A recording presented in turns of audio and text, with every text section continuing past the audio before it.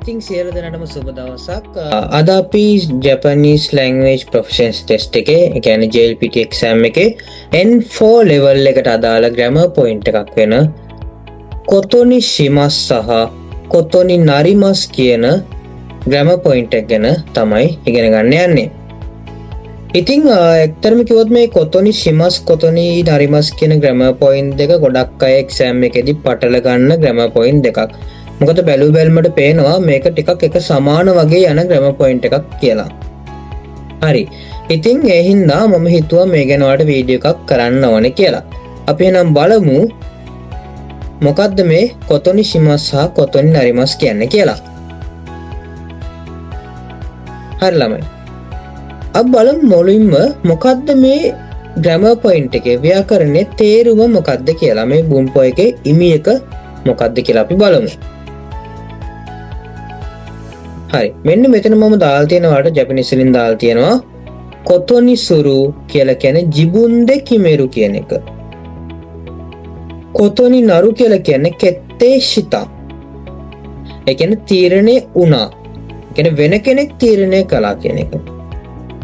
හොකනෝ හිතෝ වෙනත් පුද්ගලයෙක් නැත්නම් නීතියක් නැත්නම් මොන හරි තත්ත්වයක් ජෝකියෝ එකක් තත්ත්වයක් ගැන කියනකොට එතකොට අපි මෙතන සිංහලෙන් මේක ගත්තොත් එහෙම අපි මෙන්න මෙහෙම අපි හිතලා අපි යමක් තීරණය කරනවා මම මෙන්න මේක කරනවා කියලා. ඒ වගේ වෙලාවට අපි මේ කොතොනි සුරු කියන එක භාවිතා කරන්න පුළුවන්.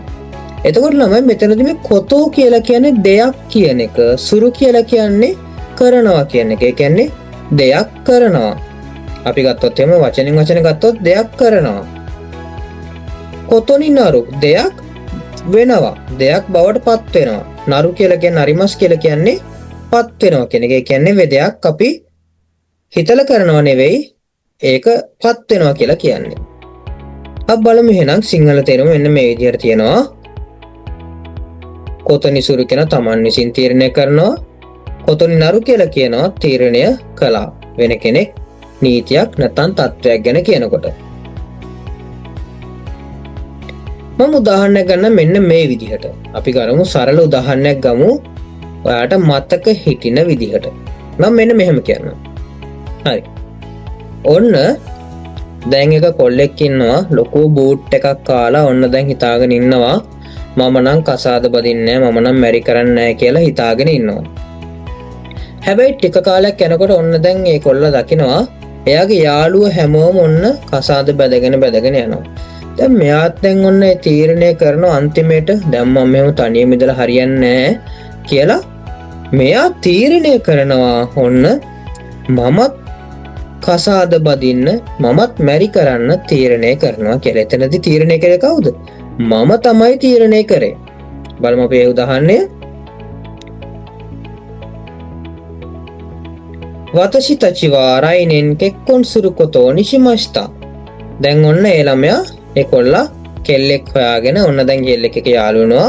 යාළුවලා දෙන්න කතා වෙලා මේ අපි දෙන්න කතා වෙලා කියනවා අපි එහෙනම් ඊළඟ අවුරුද්දේ කසාද බදින්න මැරි කරන්න තීරණය කළා කියලා. හරි. එතකොට මෙතනදී තීරණය කරේ කවුද? මම තමයි තීරණය කරේ. මම තීරණය කරනවා මම කෙක්කොන් කරන්න මම විවාහ වෙන්න තීරණය කරනවා කියලා. හරි. ඔන්න දැන් තව උදාහරණයක් මම ගන්නම්. මෙතන මම ඒ උදාහරණ දාලා නැහැ. දැන් ඔන්න එක ළමෙක් ඉන්නවා. දැන් ඔන්න මොන හරි දෙයකට ඇඩිට් වෙලා ඊට පස්සේ ඒ ලෙවලුත් ඔක්කොම කෙලවගෙන කරන්න දෙයක් නැතිම තැන මෙයා අන්තිමේට තීරණය කරනවා ස්ටුඩන්ට් වීසා වලින් ජපාන්ට හරි කොහේ රටකට යන්න. එතකොට මෙයා තනියම තමයි තීරණය ගන්නෙ. මොකක්ද තීරණය? රියුගකු සුරුකොතෝනි shimasu. මෙයා හැමදේම අතහැරලා මෙයා තීරණය කරනවා එහෙනම් මොකද්ද? විදේශ අධ්‍යාපනයට යන්න තීරණය කරන. එතකොට තමන් තමයි ඒක තීරණය කරන්නේ. ඒ වගේ අපි හිතලා මොනවා හරි තීරණයක් ගන්නවා නම් අපි එතනදී මෙන්න මේ කොතොනි shimasu කියන එක භාවිතා කරනවා. එතකොට මේ කොතොනි shimasu කියන එකේ කොතෝ කියන එකට කලින් අනිවාර්යයෙන්ම ළමයි එන්න ඕනේ ක්‍රියාපදයේ ඩික්ෂනරි ෆෝම් එක. ක්‍රියාපදයේ ඩික්ෂනරි ෆෝම් එක තමයි අනිවාර්යයෙන්ම එන්නේ. ඩික්ෂනරි ෆෝම් එකට කොතොනි සුරු කියලා දාන්න. මෙතන බලන්න කෙක්කොන් සුරු කොතෝනි ශිමෂ්ඨ කියලා තියෙනවා. හරි. අපි බලමු කොතෝනි නරිමස් එකත් අර විදිහටම බලමු. දැන් ඔන්න මම අර කලින් උදාහරණෙම කියනවා මෙන්න මේ විදිහට. ඔන්න මම තීරණය කළා තියෙනවා මම කවදාවත් පරි කරන්නේ නැහැ. මම තනියම ඉන්නවා එක්ක මහන යනවා අපි ඔය කියන කතාවේ නේද? හරි. එන්න හිතාගෙන ඉන්නවා මම නම් මැරි කරන්නෙම නැහැ කසාද බදින්නෙම නැහැ කියලා හිතාගෙන ඉන්නවා. තීරණය කරගෙන ඉන්නවා මම තීරණය කරනවා මම කසාද බදින්නේ නැහැ කියලා. හැබැයි අම්මලාගේ බල කිරීමට බැරිම තැන මෙයා අකමැත්තෙන් ඔන්න මෙයාව බන්දලා දෙන්න අම්මලා තීරණය කරනවා. කවුද දැන් තීරණය කරේ? අම්මලා. මගේ කැමැත්තෙන් නෙවෙයි. අම්මලාගේ කැමැත්තට ඔන්න ඒක තීරණය වුණා කියලා කියනවා. එතකොට කියනවා කෙක්කොන් ශිනයි කොතෝනි ශිමෂ්ඨගා විවාහ වෙන්නේ නැතුව ඉන්න තීරණය කළා වුණත් මම තීරණය කළා වුණත් ජන්නෙන් නගරා කෙක්කොන් සුරු කොතෝනි නරිමෂ්ඨ දුකක්ව තමයි ඒ වුණාට මට විවාහ වෙන්න සිද්ධ වුණා.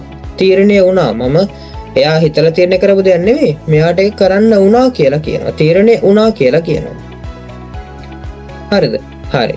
එන්නේ වගේ අපි ඇරෙන්න වෙන කෙනෙක් තීරණය කරනකොට යමක් අපි කොතෝනි නරිමස් කියන එක භාවිතා කරනවා. උදාහරණයක් විදිහට අපි ජොබ් කරනකොට ගොඩක් වෙලාවට අපේ ජොබ් මාරු කරන්න සිද්ධ වෙනවා. අපි හිතලා මාරු කරන අවස්ථාවක් තියෙනවා. නැත්තම් කම්පැනිෙන් අපිට වෙන තැනකට ට්‍රාන්ස්ෆර් එකක් හම්බ වෙනවා.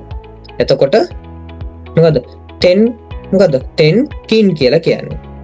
10 කෝ කියලා කියන අපි ඉස්කෝලේ මාරු කරනකොට 10 කින් කියලා කියනවා අපි ජොබ් එකේ වෙන ශාඛාවට වෙන බ්‍රාන්ච් එකකට මාරු වෙනවට. එතකොට 10 කින් සුරු කොතෝනි නරිමෂ්ඨ කියලා කියනවා. මට වෙන ජොබ් එකකට මාරු වෙන්න සිද්ධ වුණා කියලා කියනවා. අපි හිතලා තීරණය කරේ නැහැ. ඒක තීරණය වුණ දෙයක් කියලා කියනවා. මේ වගේ අපිට මේ ග්‍රැමර් පොයින්ට් එක මේ තැන්වලදී භාවිතා කරන්න පුළුවන්. අයත් මම කියනවා තමන් තීරණය කරනවා නම් යම් කිසි දෙයක් කොතෝනි ශිමස් කියන එකත් වෙනත් කෙනෙක් විසින් තීරණය කරලා අපිට ඒක කරන්න සිද්ධ වෙනවා නම් අපි කියනවා කොතෝනි නරිමස් කියලා. හරි. අපි බලමු මේක මතක තියාගන්න කොහොමද කියලා. මම මේ කලින් කිව්වා වගේම ජිබුන්ගා කිමෙතරා කොතෝනි සුරු. ජිබුන් ඉගයි රූරු ජෝකියෝද කිමත්තා කොතෝ නි ස්නරු කියලා කියනවා. එතකොට මෙන්න මේ විදිහට අපිට ඒක භාවිතා කරන්න පුළුවන්. තමන් යමක් තීරණය කිරීමේදී කොතෝනි සුරු තමන් හැර නීතියක් තත්ත්වයක් තීරණය වීම කියනකොට අපි කොතෝනි නරු කියන එක භාවිතා කරන්න පුළුවන්. ඉතින් මේ වගේ තවත් වීඩියෝ බලන්න අනිවාර්යයෙන්ම අපේ YouTube channel එකත් subscribe කරලා තියාගන්න කියලා වලකින් ඉල්ලනවා.